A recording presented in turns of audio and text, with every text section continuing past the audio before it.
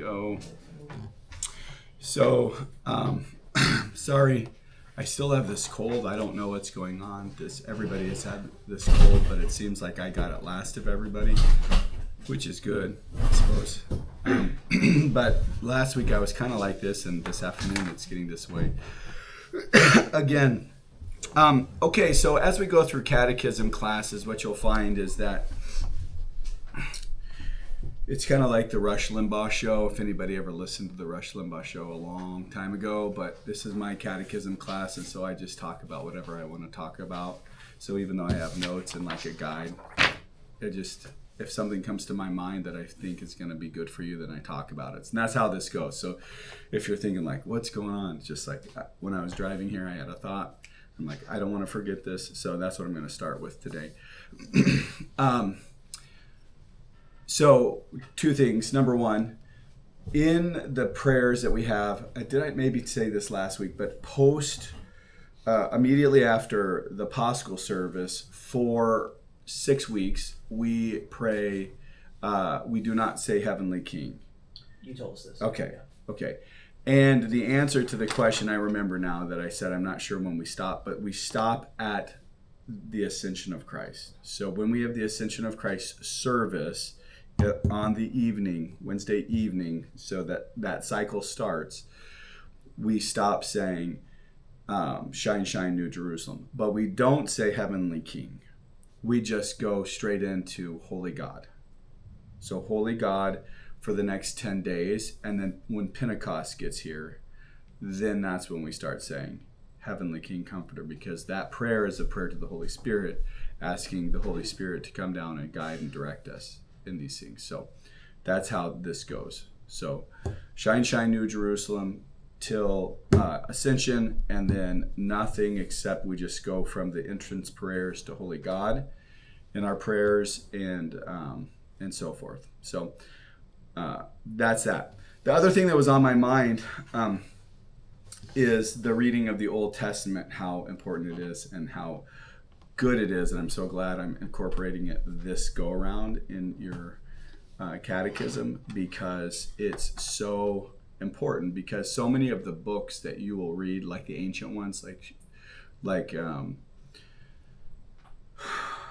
Justin Martyr, and you will also read the Apostolic Constitutions, which is also new for my catechism. I didn't have it last go around, but it's very important, and I think it's super, super good.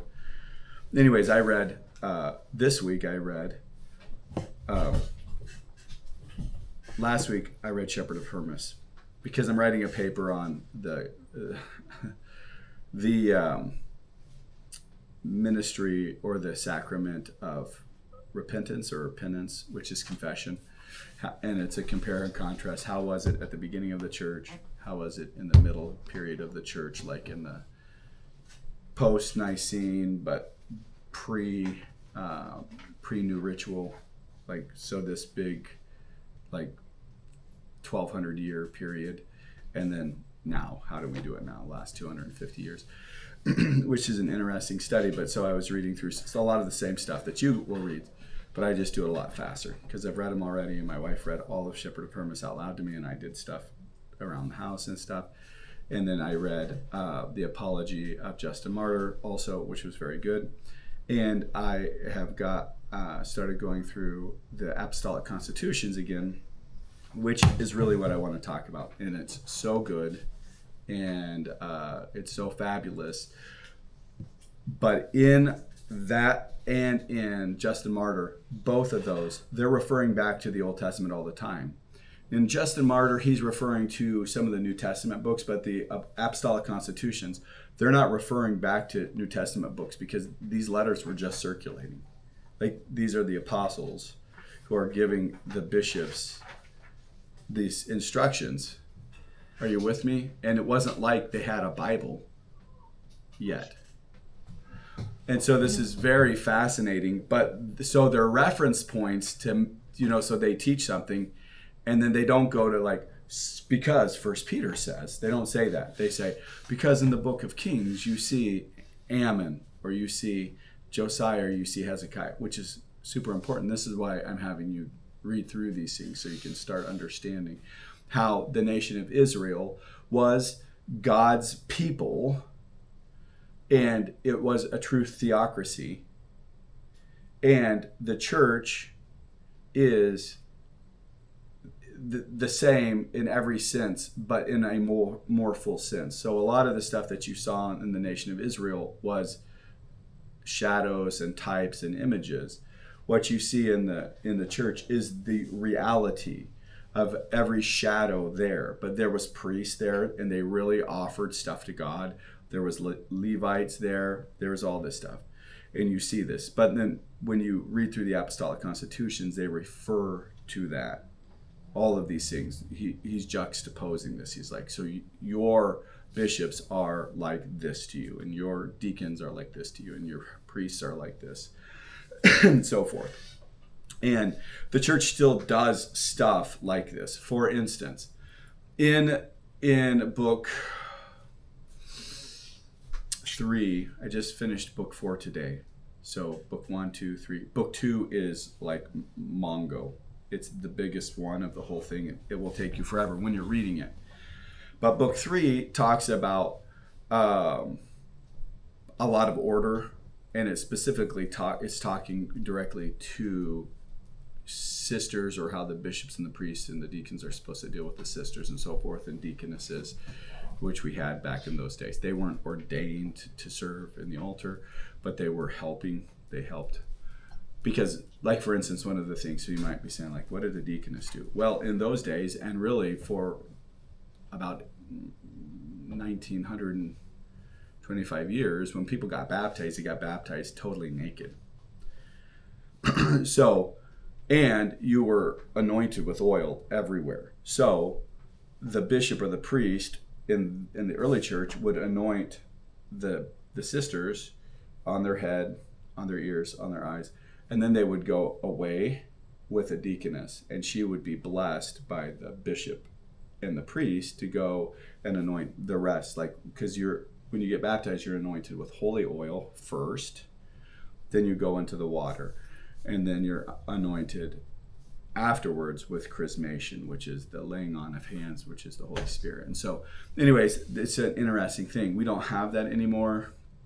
I think in Russia they just, I haven't read enough information to know if they had women helpers that like did that.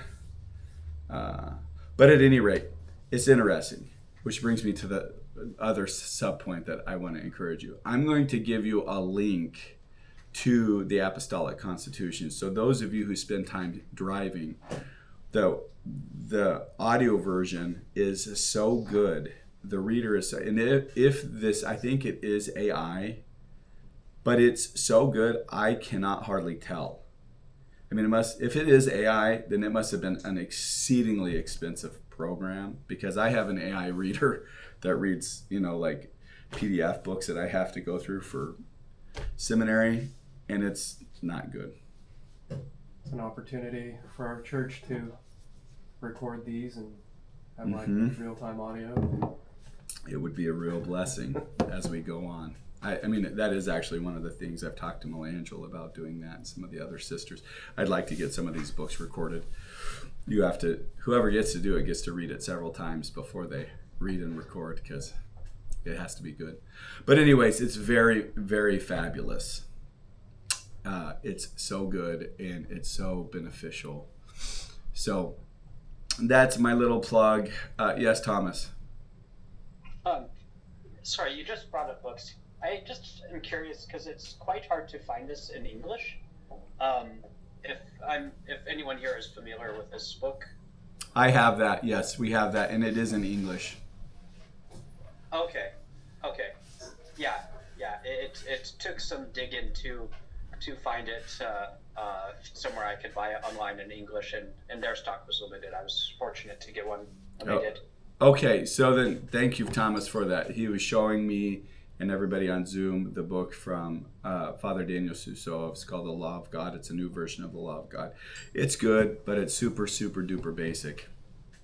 So it's a little lower level than what I want you guys to have.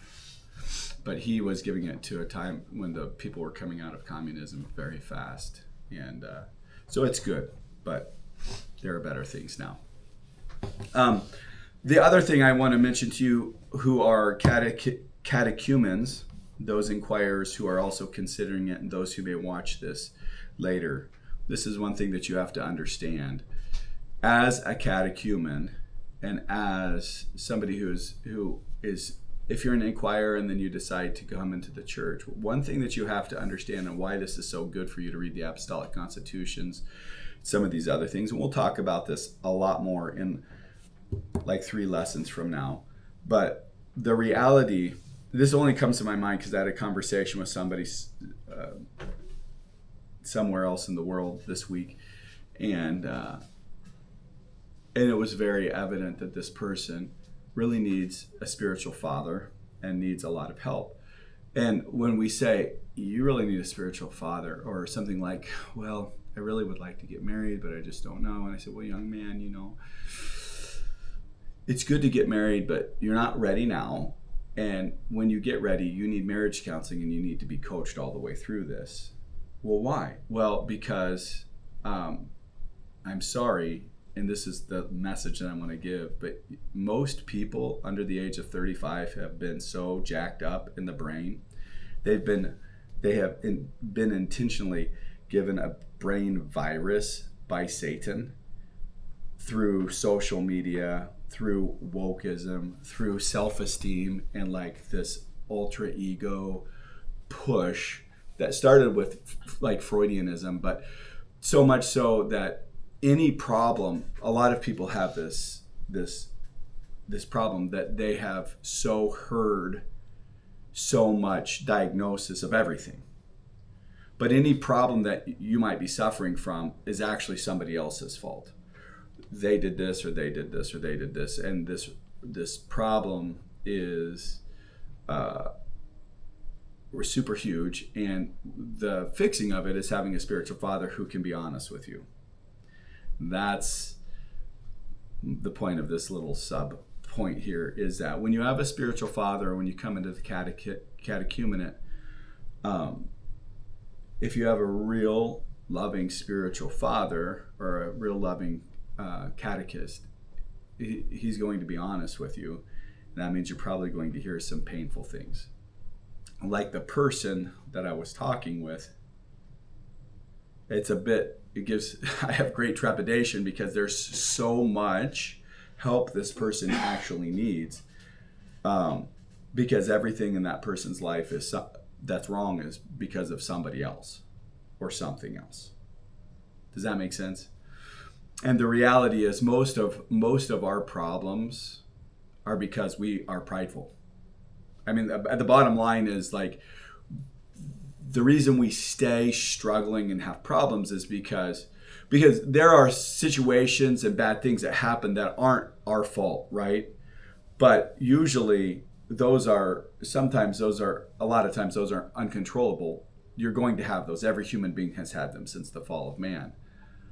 The difference is the last 50 years, people have been told, like, oh, well, it's, like, your response to it is not your fault. You're not responding to life situations well because you have this, or you have this, or this diagnosis, or that person who did that to you was, borderline narcissistic, or, whatever, and so then you have all these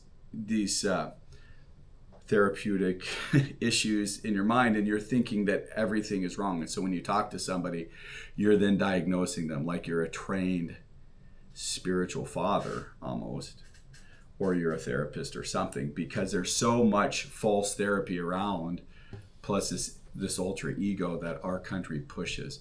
So anyways, the bottom line of what I'm trying to get at is you just need to prepare yourself, because probably I'm going to tell you some stuff that's going to hurt, and it's needful. It's needful. Now, I really try to do it gently, but if you're talking to me and you're really kind of cocky and arrogant and you tell me how it is, then I'll probably just tell you how it is. So I just want you to know that. Right? Yeah, Anthony knows, and Anthony has gone so far, and but Anthony knows because he's seen both sides: the gentle response, the long-winded, like I'm gonna have to answer this in a gentle way, and it's gonna, and then like the no, actually here's the problem. It's this. So I just want you to know that. Why do you need to know this? Because you will never become what God intended you to know this until you can be honest about your own sins. And when you start getting honest about your own sins, then this is when you can really start progressing into the future. But if you're sure that you actually don't have problems, but it's just that everybody else's, and that you're just sick with this or this or this or this or this or this or this, whatever, thousands of different things you could be sick with, according to our modern psychological industry, then you're not really going to get anywhere spiritually. And you're probably going to end up in hell.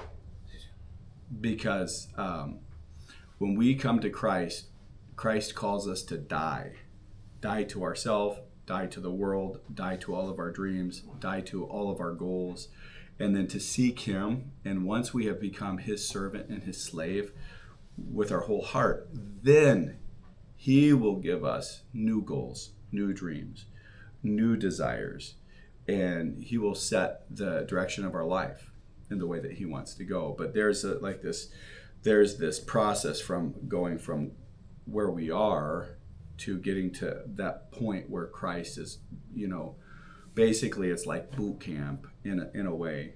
So I don't know if that makes sense. I'm not trying to scare anybody, but I mean, this was just on my mind because I had this like 3-hour conversation, which was really good, but it was just very evident that, the world is so much different than when I was a young person. I mean, it's just so crazy. Okay, so with that, here we go. Tonight's class is the second part, and what I did is on my notes from last week, I cut and pasted the stuff that was on your lesson 1 packet that we didn't get to, and I put it onto lesson 2. So it's going to be here too. So it's going to seem like those of you who have the papers, this is going to be a little bit of a repeat. But we're going to talk about, these are our goals, that the student would learn the way of life and the way of death, and that the student would go through the first several chapters of the Didache. Very simple aims. Tonight we want to finish last week's lesson. We're going to do a quick review of the way of life and what it is, and then we're going to get going. So does anybody remember last week's lesson?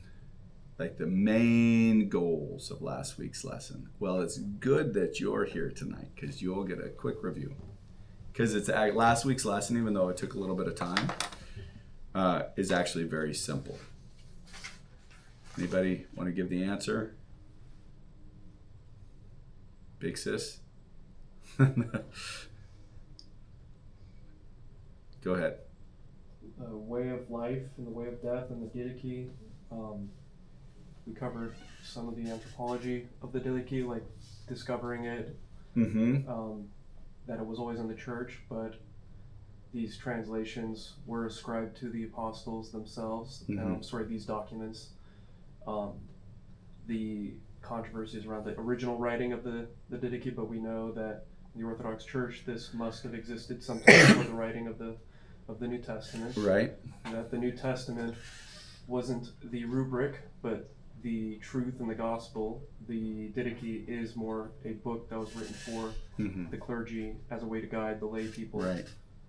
And and then we're touching on chapter 1 at the end of that. Yeah, and then we talked on chapter 1. And in chapter 1, we talked about the way of life. And the way of life is boiled down into one thing. It's to love God. If you want to have life, you want to have life eternal, you have to love God. And then all of chapter 1 talks about how you love God. But it starts out with a summary statement, which is love your neighbor. And then it goes through practical ways of loving your neighbor. And primarily what I wanted to identify was that loving your neighbor was most of those responses were like how you respond to neighbors who are difficult. You remember that? Like, if they do this, do good to them. If they do this, do this kind of good thing to them. If they do this kind of good thing to them. So loving God is doing good to those who do bad to you. Obviously, it's doing good to those who do good. And also one of the things that he really talked about was giving to the poor, and not being one who takes money and doesn't give it, which is interesting. If you listen to the Apostolic Constitution sometime in the next couple of weeks, what you'll find out very clearly is that the apostles just they come back to this over and over and over and over again. Taking care of the poor, taking care of the poor, taking care of the poor. So the heart of God, and this is one thing that Bishop John is just really is very sound on and continues to stand up on it. For it is he, like when we were there last time with him, he talked about how somebody was saying something about, like, the poor people and the panhandlers and whatever, and he stopped and he just said, look, these are God's poor. These are God's people, and he wants us to take care of them.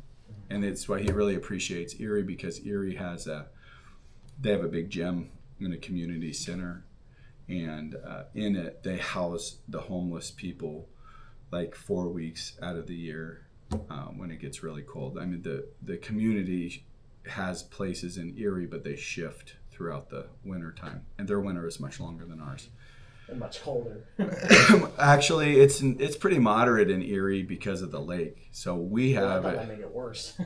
No, the water keeps it doesn't get that cold. It's like when it gets real cold here, we're much colder than them. They don't get much below 12 degrees.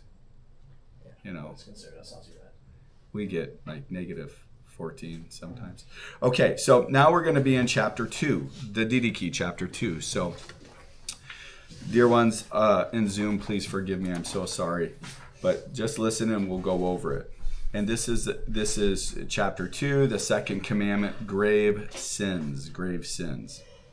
And the second commandment of the teaching: you shall not commit murder, you shall not commit adultery, you shall not commit pederasty, you shall not commit fornication, you shall not steal, you shall not practice magic, you shall not practice witchcraft, you shall not murder a child by abortion or kill that which is born, you shall not covet the things of your neighbor, you shall not swear, you shall not bear false witness, you shall not speak evil, you shall not bear a grudge, you shall not be double-minded nor double-tongued, for the double-tongued is a snare of death.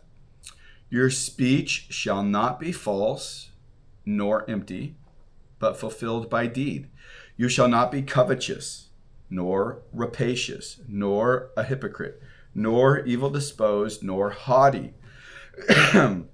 You shall not take evil counsel against your neighbor, and you shall not hate any man. But some you shall reprove, and concerning some you shall pray, and some you shall love more than your own life.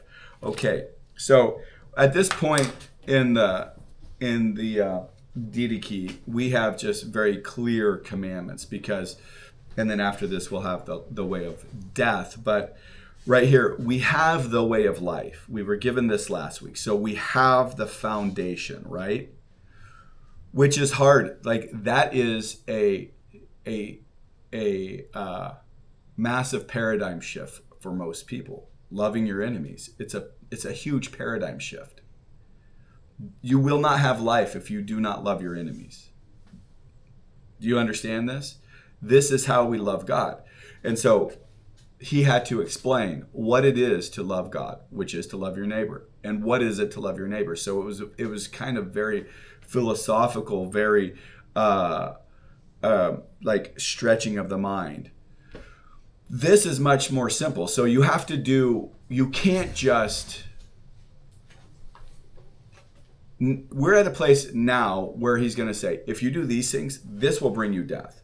But if you just simply stop this, you're not going to have life, because you have to love God. Does that make sense? So the absence of evil without filling it with the truth, like neutral is not good enough. You have to love God. And so it's not just stopping certain things. That's why he started with the thing that will give you eternal life. And then now we're in this section, which, so to the Jews, they would know most of this. But these are people who are traveling around to people like us. We're Gentiles. We're pagans. We're people who grew up in the Greek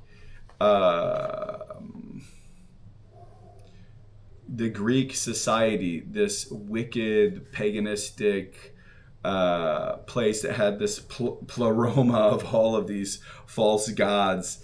And depending on which time you lived in, you had these 33 gods or these 12 gods or these...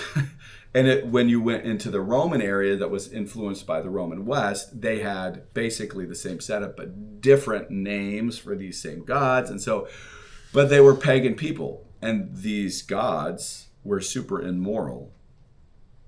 And the society follows, their behavior follows their god.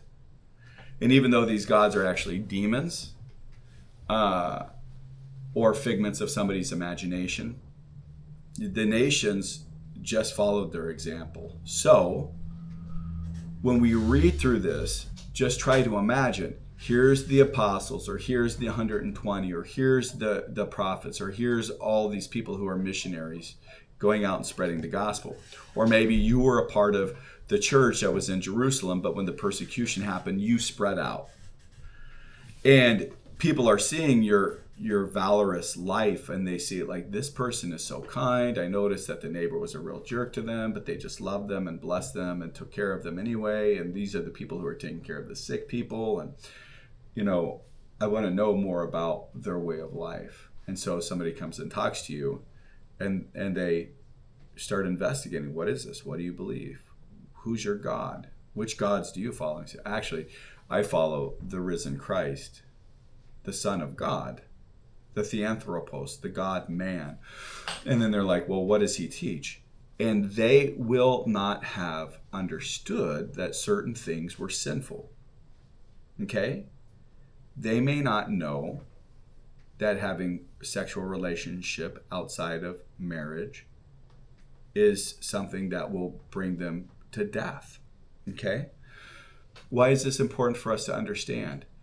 Well, dear ones, you have to understand, and all of those who are catechumens need to understand, that we're very much in the same kind of world.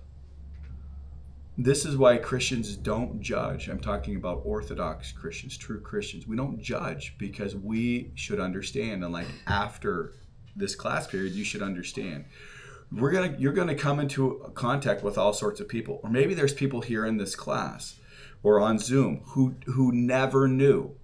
Oh, you know, aborting a pregnancy is a sin. Using birth control is equal to aborting a baby. This is sin. I shouldn't be using birth control. They don't know this. So there's a twofold issue here. The teacher has to be loving and kind, not to judge the person who doesn't know, but they also have to be strong enough and bold enough, but gentle, unthreatening, but still honest to the truth, to be able to teach those who are in the way of death what the way of death is, so that they can come out of it. Does that make sense?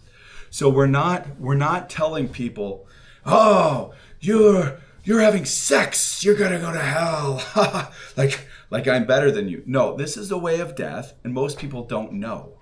Most people don't know, or they're watching stuff on screens that they should not watch. It's a way of death. A lot of them don't know. Now, true, the conscience bears witness, and in the Midwest in particular, you know, we're like the Bible Belt, so most people understand a lot of these things. But I mean, you'd be surprised. There's a lot of people who grew up atheists or who grew up going to church, but they didn't read the Bible ever. And they just went to church on Sunday, or maybe they were kids and they didn't have a father in the home that was a spiritual leader. Their mom was working all the time. So there's not a lot of information about the way of life. So for those who are listening to this, maybe some of the things that I'm going to say, you didn't know that it is something that will bring you death. And so some of the information may be shocking to some people who are listening to this. I mean, the people before me here in class, I know that these things, all of you know that these things are not right. But there are going to be other people who listen to this who just simply didn't even know. And my job is to show what the way of life is, which is doing the things that we learned in the last chapter, which is to love God, but also the way of life is coming out of the way of death. And somebody has to let you know. And if you decide well, I'm going to keep doing these things, well, you're still in the way of death. Does that make sense? And, so in order to get out of the way of death, you have to learn what the way of death is. Then you have to learn how to get out of it. But the first thing you have to do is learn what the way of death is. Okay? So that's why we have this. And that's why it's very simple. These are just very bullet points. Boom. And here they are. You shall not commit murder. And that's killing people. That's willfully killing people. There are also consequences for accidental deaths, but we cannot kill people. It's not okay. You cannot commit adultery. What is adultery? Well, it for sure is.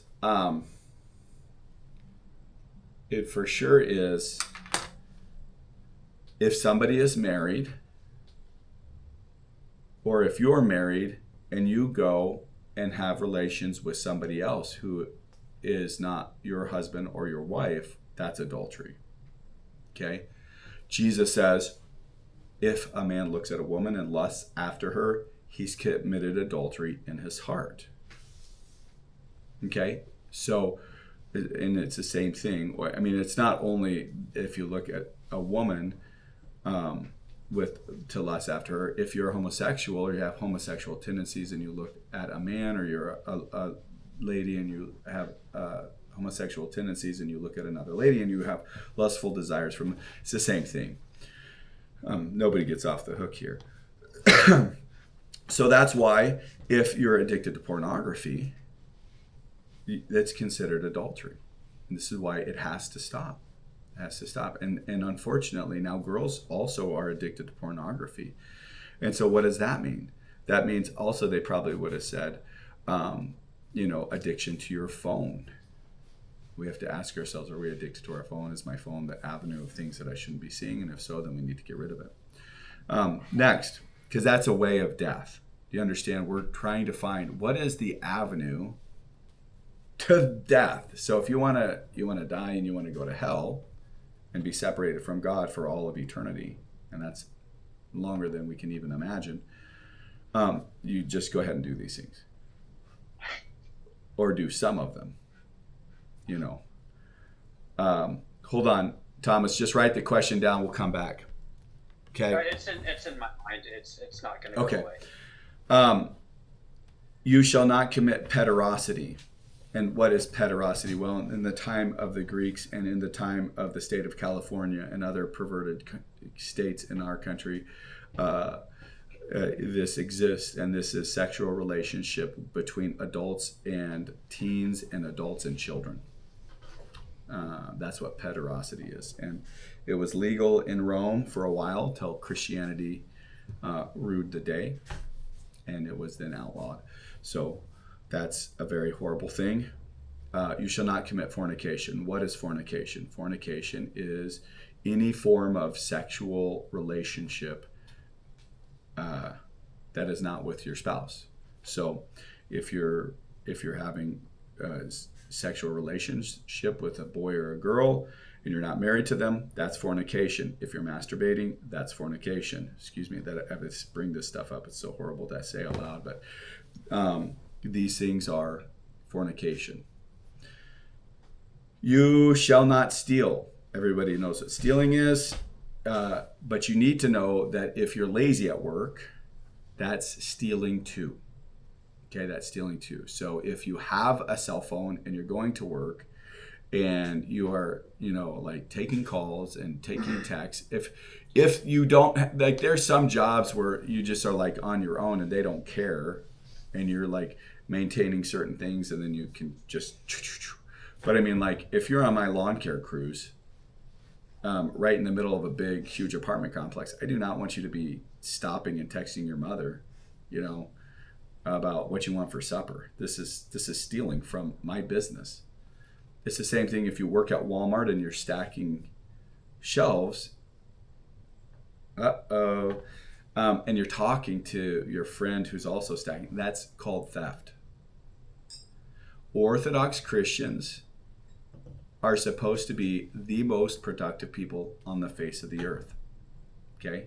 We are not ever supposed to steal, and we should do the opposite. Every place that we go should become a better place because of our existence and our being there. It should not be the Mennonites or the Amish, who everybody thinks of as the most honest, the hardest workers, the ones who would never steal, the ones we want to babysit our houses. It should be Orthodox Christians. It's not. People don't know about Orthodox Christians, but right now I don't think that the Orthodox Christians would fall into that category. But they need to hear this, that they need to not be thieves, they need to not steal, and they need to be productive. The Roman Catholics and some Protestants are very productive, but the Mennonites and the Amish are super productive. And they give a lot. Instead of stealing, we should be giving. So anyways, you're going to hear me say this a lot because I want the Orthodox in Lawrence County to be known all over the world for their love and their hard work and dedication. And I want people to start thinking, instead of saying like, you guys do such great work. Are you guys Mennonites? I want them to stop saying to people, are you Mennonites? I want them to start asking the Mennonites, are you guys Orthodox? You guys Orthodox Christians? You guys are such hard workers. You're so honest. That's one of my goals. It's a small one, but I'd like to see it happen. Okay, we do not practice magic. You shall not practice witchcraft. What does that mean? You need to understand, if you look at horoscopes, that's witchcraft and magic stuff, okay? If you play with Ouija boards, that's magic. If you're playing Dungeons and Dragons, this is magic. This is witchcraft. You're opening yourself up into a realm that you should not be going. If you are reading books like Harry Potter, you are dealing with magic. If you have Harry Potter books, you should burn them. They're wicked. They're witchcraft. We should not be looking at this stuff.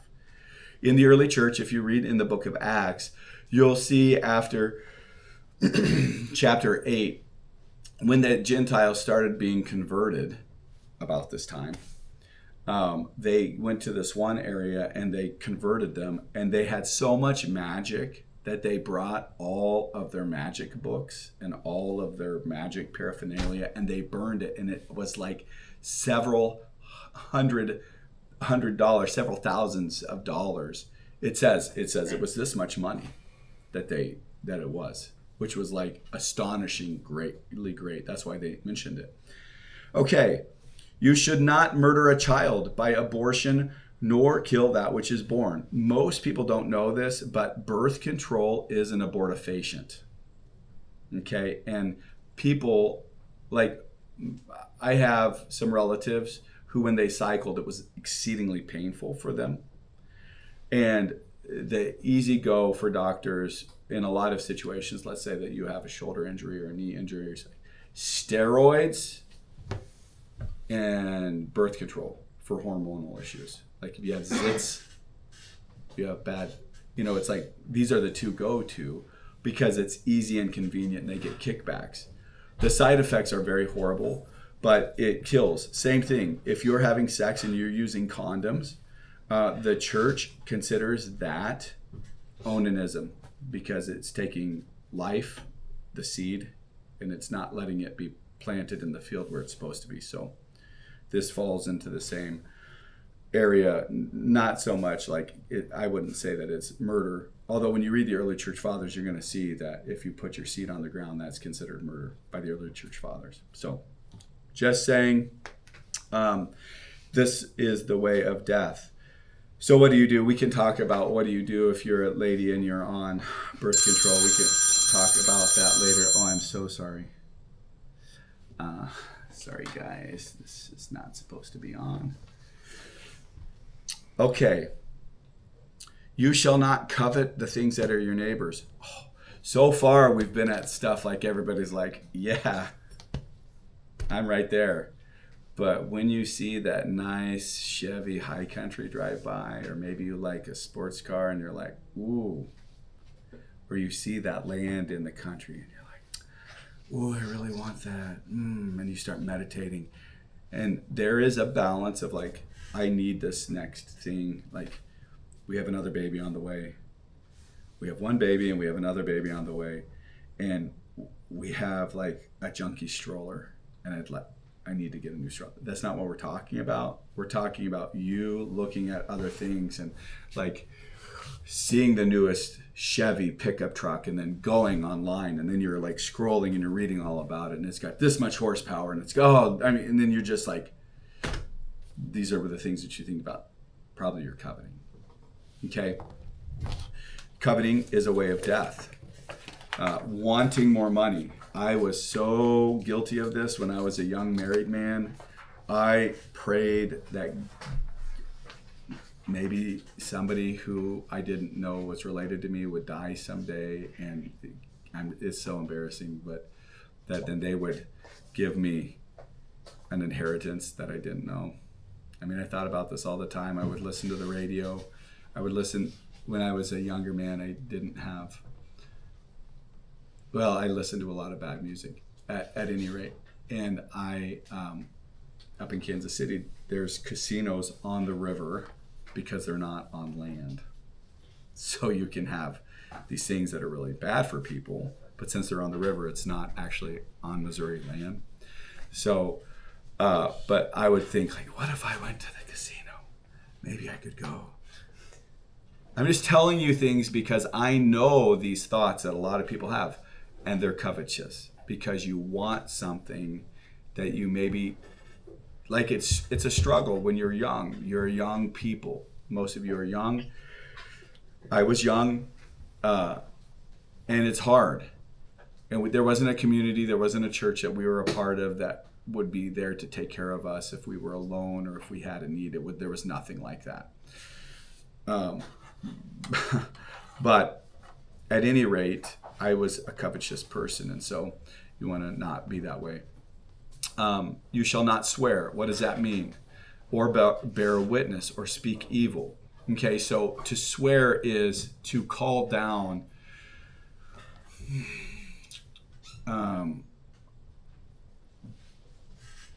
forgive me, I'm trying to think about how to express this. We live in a world that is really so spiritual, but the demonic powers of this world have made things so materialistic that they don't want you to realize that your words actually have significance in the spirit world.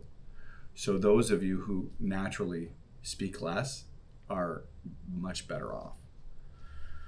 This is why praying, even when your flesh and your body does not feel like it, actually is important, because you actually are speaking words to God that actually carry spiritual significance. Everything we say has spiritual significance, which is incredibly frightening. But so when we swear, we're doing something that is supernatural, and we're basically saying like, I promise, or what I'm doing here is I'm either putting a curse on myself, and I'm promising you that what I'm saying is true, so true that I would put a curse on myself. I swear that this is true. We should not swear. So just let your yes be yes and your no be no. Don't say stuff like, I promise, I'm telling you the truth. Like, my little Basil is so sweet. You know, he starts telling, and he talks to a lot of adults, and he hears a lot of adults. So his IQ is like off the charts. He's super smart, but he'll be talking to one of us, me or an older brother or sister or something, and he's like, so this was happening. I'm telling you the truth. I'm telling you the truth. It's true. It's true. I'm telling you. Like, and I told him last week, son, really, you should not say that. You should, everything you say we should just believe that you're telling the truth. So I know you were trying to be emphatic and, expressive, but you don't have to say stuff like that. Or I promise what I'm saying is the truth. We don't need these words. When I was younger in the world, I used to say, I promise all the time. I promise I'm telling you the truth. As if the other times I was not telling you the truth. You see? So you don't want to do that. Don't bear false witness. So, definitely don't lie. And don't even tell stories that might be lies. Go ahead.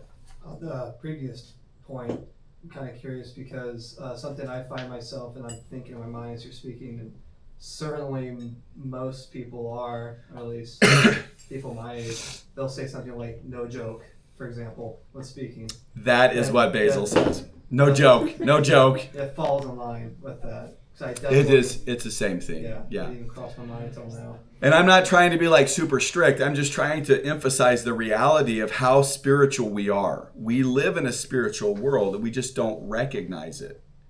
Because our nous, our spiritual eye is so sick. It's so cataract, if you will, if you can think of your spiritual eye as an eye. And does everybody know what a cataract is? It's like old people who have not wore sunglasses their whole life, or maybe worked outside and got stuff poked in their eye and they scratch it or whatever. Over time, it produces like scar tissue, and then it's like a big callus over your eye. And so eventually you have these calluses and everything's cloudy until you go and have cataract surgery, like all the other people at the eye surgery place, except for us the other day. So because our spiritual eye is so sick, we have been pushed down and we behave very much like animals, even though we're not. We're like angels. We have spirits. We have noetic spirits, like the bodiless powers, but we have something on top of that makes us the greatest creation of God, which is the body, which is just mind-boggling. So we are this great thing, but we act like animals. So part of my job is to help you to transition and heal the eye so you can start actually seeing and functioning how God intended you to function. Yeah, Nick. Question about not swearing. Would something like an oath to some creed that you repeat for some club, some military thing, anything political? Yes. How would something like, for example, like a non-disclosure agreement go with work? Yeah. So in the early church, they would not sign it, and here's why. They in their culture knew that everything was spiritual. So their judges,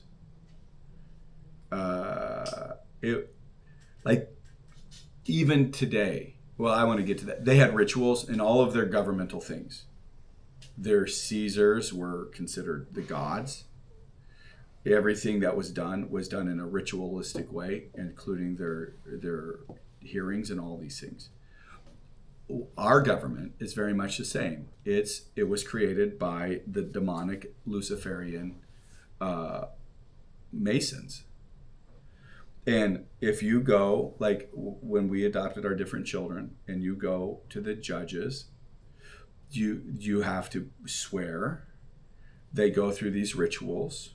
It's like, and they have like the beginning prayers, just like we have. They have their beginning things, and then they have the sinner stuff, and you have this protocol. Like, everything is spiritual. When you see a president being inaugurated, I don't know if you've ever watched that. It's very, very ritualistic. I mean, it's spiritually laced all the way through. Now, again, we're so secular and so worldly, the regular person does not recognize these things. But so these oaths are a pretty big deal, and they were definitely a huge deal back then, because the people then knew what they were doing. And so the Christians just wouldn't sign it. They would say something like, I'm a Christian or whatever. What a lot of people do is they may cross out, I swear, and just say, I'm affirming that I am an honest person. And then they sign their taxes.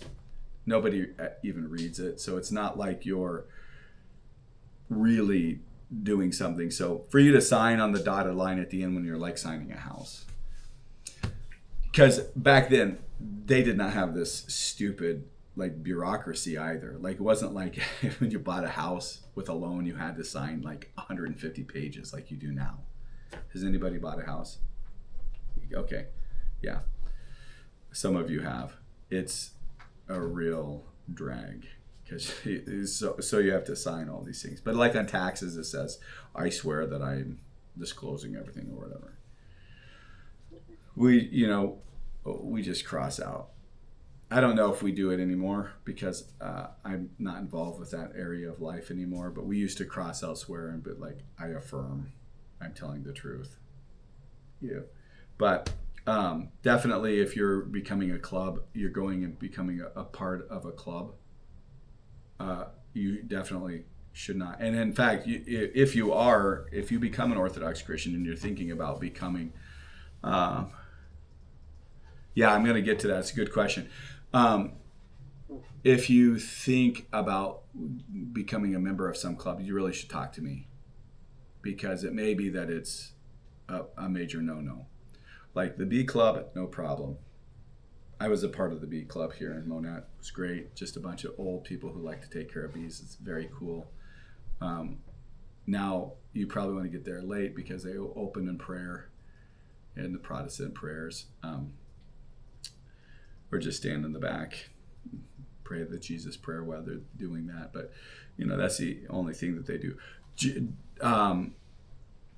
Joseph Long asked if this is talking about swearing like filthy words. This actually is not talking about that. That's idle speaking. Though you shouldn't say stuff,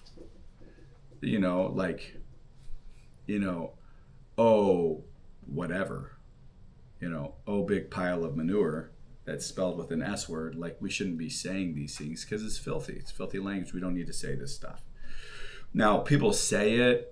You stub your toe and you say this. It's much more low level than as Protestants. Like when I was growing up, I once got a couple times, I got a big bar of soap in my mouth. My mom washed my mouth out with a bar of soap because I said freak. Except it wasn't that. I actually said freak. She thought I said something else. And because I was singing a Michael Jackson song. I think he had a song that had that in it once. But anyways, and I didn't even know what happened. I mean, next thing I know, I was like being dragged down the hall, and she was like, don't ever say that again. And I was like, literally I was like sliding down the hall behind my mom, getting dragged into the bathroom. And then the door opened and boom, and it was like so fast, and then bubbles, and just horrible. I don't like the soap in the mouth idea. It's yucky. Okay, we'll keep going. You should not bear a grudge. Okay, so this is actually related to the one above, the way of life, which is to love our neighbors. A lot of people have a grudge. What's a grudge? Usually it has to do with a bitter feeling. Somebody did something to you, or you remember something. It's a remembrance of wrong, but you're sure that they are bad. they got it. Maybe they actually do have it out for you. But to have a grudge would be to be thinking that they're bad and they want to do bad to you, and so you're not going to like them. We're not supposed to be that way. We're supposed to either love people or just be neutral. This doesn't mean you have to like everybody. That's not what I'm saying. But to be having a grudge is to think about somebody, and if they do something good, you're always biased against them. That's a grudge. You're just sure that everything that they do is wrong. Okay, so you don't want to have a grudge. You should not be a double-minded or double-tongued. So double-minded this is a lot harder. This is where you may be doing this today and tomorrow, but then on the third day you just like totally flip-flop and you decide you're going to do something else, and you're not stable, and you're just like, I think I'm going to do this, and then, oh, I think I'm going to do this, and like this is double-minded. And it's very dangerous. And that's another thing that we are completely struggling with. What about vasectomy or tubal ligation? Litigation. I don't know what tubal litigation is. It's like a woman's vasectomy, if you will. Yeah, gotcha. This is wrong. You should not do that. Okay, but so this is catechism class. We have inquirers. We have young catechumens. For most of you, if this has happened, it's done. Like the damage is done, and God will forgive you for these things. Those of you who have not done them, you should not do these things. It's very bad. It's not okay. So you don't want to do that. Oh yeah, double-minded. That's what we were talking about, being double-minded. This is one of those things as your catechist and your spiritual father in the parish life, the priest, the local priest, the head priest is the spiritual father of the people in the church. So, and he's the one that they confess to, and so forth. And this is one of those things about the spiritual father, that this is he may say stuff like, you'll say, can I do this? And he may, because he knows actually that you're suffering from double-mindedness. Double-minded people really most of the time don't realize it until later on in life. And so what helps with double-mindedness is, having somebody to say, no, I think you should just keep going on with this. Just keep carrying this out. Keep doing this until I give you the thumbs up to switch. Because to learn consistency and to learn to just be steady is so very important. That's what helps you get over being double-minded. But it's quite a process, and you have to come to yourself where you think like, it's probably better for me just to hunker down and keep doing what I'm doing, instead of switching or whatever. I'm trying to just be so brief with that, but double-mindedness is a really hard thing that our society struggles with. Okay. You should not be double-tongued. It is a snare of death. Your speech shall not be false. So you don't want to also be deceitful in your speech. We call this guile, which is not necessarily telling a lie, but it's not telling all the truth. Have you ever heard of the phrase like, oh, they're just spinning that? They're like, when I was in college, they called it, like people were spin masters. These are like the politicians. The news reporters on Fox or the news reporters on CNN, they're all saying what they want their people to hear. So they're taking a piece of news and then they're spinning it their way. Usually they're leaving out information so they can present something honestly. Not honestly, the way that they want it to be accepted. So you don't want to do that. You want to be totally honest. Now, that doesn't mean that you need to say everything that's true all the time. Sometimes it's just better just to be quiet instead of talking and then just like giving too much information. But the main thrust of this is don't be deceptive in your talking. Like telling a piece of truth, knowing that it's going to gear somebody to think this thing, you know. Your speech shall not be empty, but shall fulfill by deeds. So this is basically like if you're saying something like, yeah, I'll go pick that package up for you, buddy, on Tuesday, and then you don't pick it up on Wednesday or Thursday or Friday or Saturday. Your words are empty because you're not doing what you said you would do. So just don't say you're going to pick up the package unless you're going to pick up the package. And if you're going to pick up the package, it needs to be done pretty quick. Does that make sense? So if you're saying like, I'm going to be there, then you need to be there. And if you can't make it because some legitimate thing happened, then you need to communicate so that your words are not empty. So your words are not empty. You shall not be covetous. We already talked about that. You shall not be rapacious. You shall not, and that's like aggressive, I think. Maybe somebody Google that word, rapacious. I meant to do that. I think it's like aggressive, like in your speaking, mean. Someone excessively greedy, grasping, or predatory, often seizing what they want by force. Oh yeah. Okay. So that's the way it's like covetousness with actions behind it. Yeah. So like it's like covetousness in action. So you're like, how are we gonna get this? I know the lady's old. She hasn't done this and this and this. And if we just do this, being snaky or whatever. Yeah, we're gonna get her house. Very bad. Obviously the opposite of what a Christian should be, which is like giving to people. You shall not be a hypocrite. You shall not be evil disposed. Evil. We're going to talk about this. Evil. The word evil does, in our culture, especially the Protestants have defined the word evil from the Old Testament as wicked. Like, oh, you're evil. Oh, you. But that's actually not. The word evil represents something that harms somebody. So when you hear evil spoken of, in the typical Protestant or in the American lingo, they're usually actually meaning the word wicked, which is like evil. It's like bad inside. See, I'm like so conditioned to this. But when you read the Old Testament in the Septuagint and you read the word evil, you'll usually see some bad thing that happened.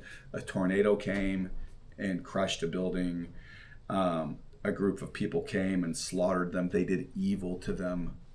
So evil is like hurting somebody, hurting something, or some natural disaster coming and causing evil, right? The reason I bring this up is that it says sometimes God brings evil on people. It's not that God is wicked, but God sometimes does bring destruction to bring people to repentance, or because maybe there's a group of very bad people and they need punished or destroyed. But wicked, so if you are wicked, that means that you are doing actions that are opposite of God. They're malicious, they're very, very bad. And that intent, that wicked intent, brings often about evil behavior.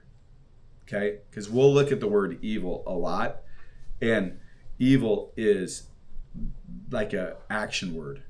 It's like a manifestation of what's inside, or it's some catastrophic thing that has happened. Like an evil thing happened to my house when the tree fell on it, or an evil thing happened to Tate's eye when the stick jabbed through into his eyeball deep. Like that was an evil thing. Oof. So is the distinction that one isn't evil because people were created good by God, and somebody couldn't be totally evil being that they are in the image of God, and that they can only inflict evil through malintent? but they cannot truly be evil. Well, I think that Right, even that to makes say, sense. yeah, but I don't think that, I think you're still using the word in that way. You're using the word evil, replacing the word wicked. So what Because, is the distinction? but people can be evil. I mean, people can do evil. People can be wicked. People, Is it black and white, or is there degrees? have you heard that people cannot be? Well, it was like on Mount Athos, they would say that evil doesn't exist. It's more of this byproduct of misusing the free will Yeah, on you the know, human level. I'm not sure. I would have to read the context of that, but that's definitely probably like high level, Okay. like not practical for the world that lay people are in kind of thinking, because like evil does exist. Mm-hmm. It actually does. And this is why people need to be really careful about reading stuff like Simeon the New Theologian and Isaac the Syrian, because they're going to read stuff like this. And these guys are on a level, spiritually speaking, that like they're dealing with spiritual beings and themselves and thoughts. When somebody takes a gun in and shoots up a bunch of children, that guy did evil. And that is actually evil. Like, it's actually evil. And the reason that is evil is because that person who was created in the image of God was following the example of the person who he made his father, which is the devil, who is wicked. And so that was a wicked behavior. Now, this guy was created in the image of God. He could be good. But Jesus says nobody is good. Mm-hmm. Nobody is good except for God. So we need to be really, really careful when you read stuff from Mount Athos or like high saints, because we have the communication now that produces this stuff. But they're talking often on a level that's way above us. And they know that everyone who hears them, like let's say there's one monk talking to another monk and they're super spiritual. They know everything I just said to you. That's already in their context.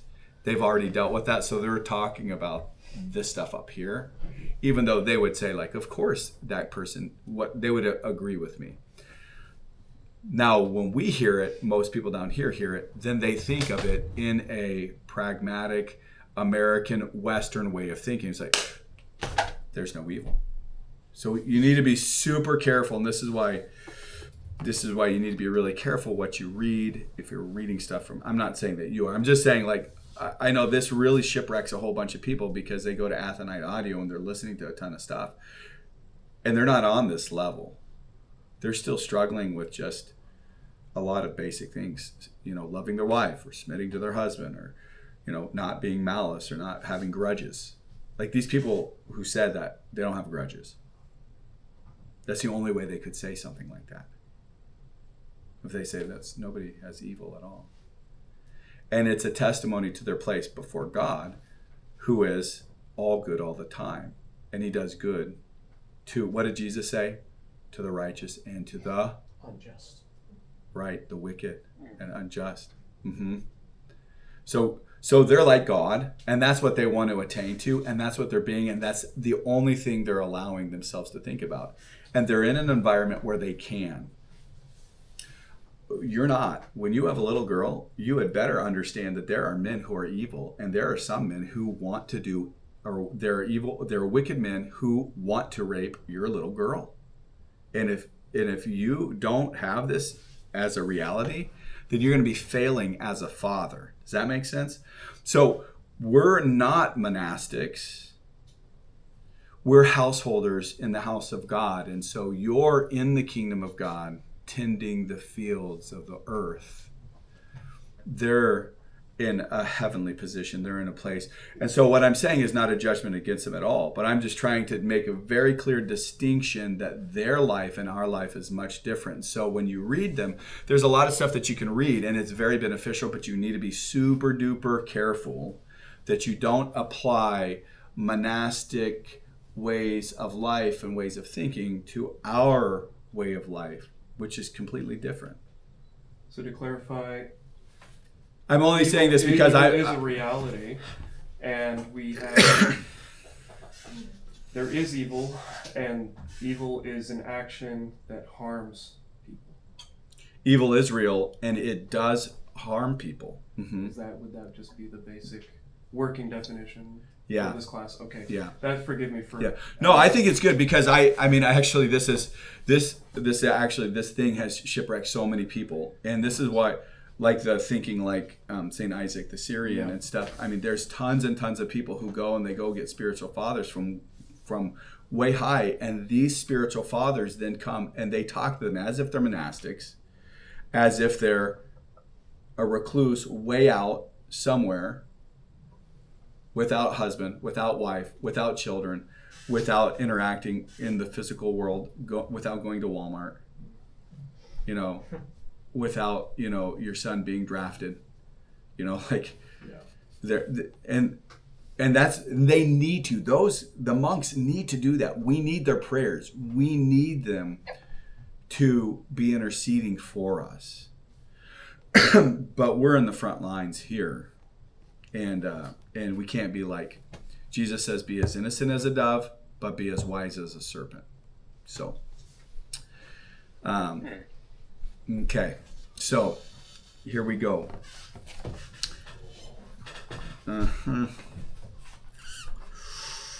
Do not be evil disposed. There you go again. Evil disposed is like, don't be somebody who's disposed to like doing mean things to people.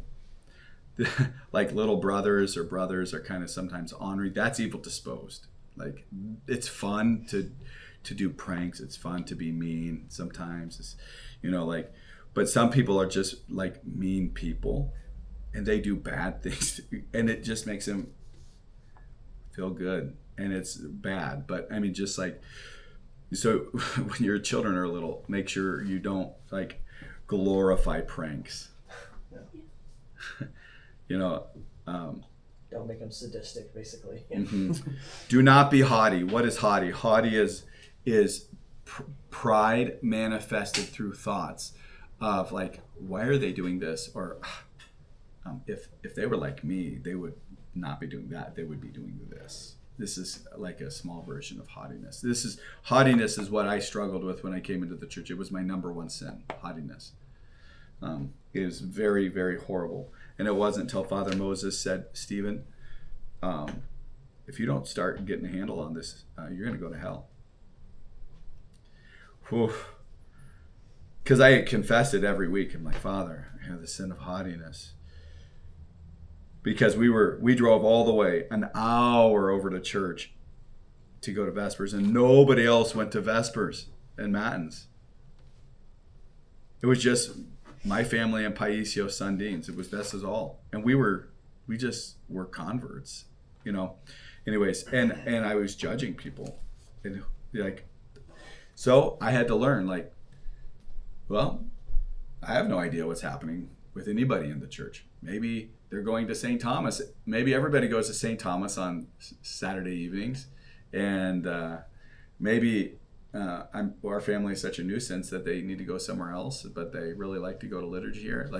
Give everybody the benefit of the doubt and don't have any judgmental thoughts.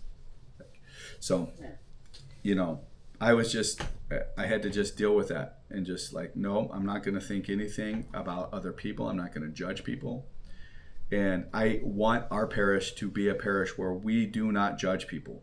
When judgmental thoughts come into your minds, I want you to fight against them. People are going to do things wrong. They're going to mess up. Most of the time, they will not be intentional. Sometimes they will. Still, just think that it was an accident, just like in the way of life, and let it go. Don't be haughty. If you are humble, you will have eternal life. Dear ones, if you develop humility, you will have eternal life. Because once you deal with the haughty thoughts and you start getting rid of vainglory, then it manifests. You're able to see your other sins, and then in humility before God, you really strive to get rid of those too. So, You should not take evil counsel against your neighbor. You should not hate any man. So you're not going to tell people like, oh, he's such a bad man. You're not going to trash somebody, even if it may be true, which is really hard. Like when you read the Shepherd of Hermas, oh man, he goes to this, there's this one chapter where the angel comes and starts talking to Hermas, and he's like, if you say anything bad about somebody, the evil spirit of whatever comes in, and then he starts doing this, and it's just like, and so he's like, don't ever say anything bad. And I'm just like, oh man, I was super convicted of this, because I do it.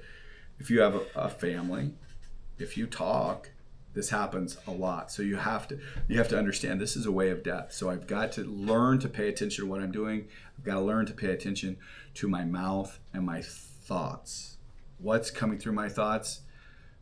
And one thing that I pray to God and the Theotokos is that they would, well, to the Theotokos and the saints, that they would pray for me, that I would have mental self-control and strength, and that I would slow myself down and think,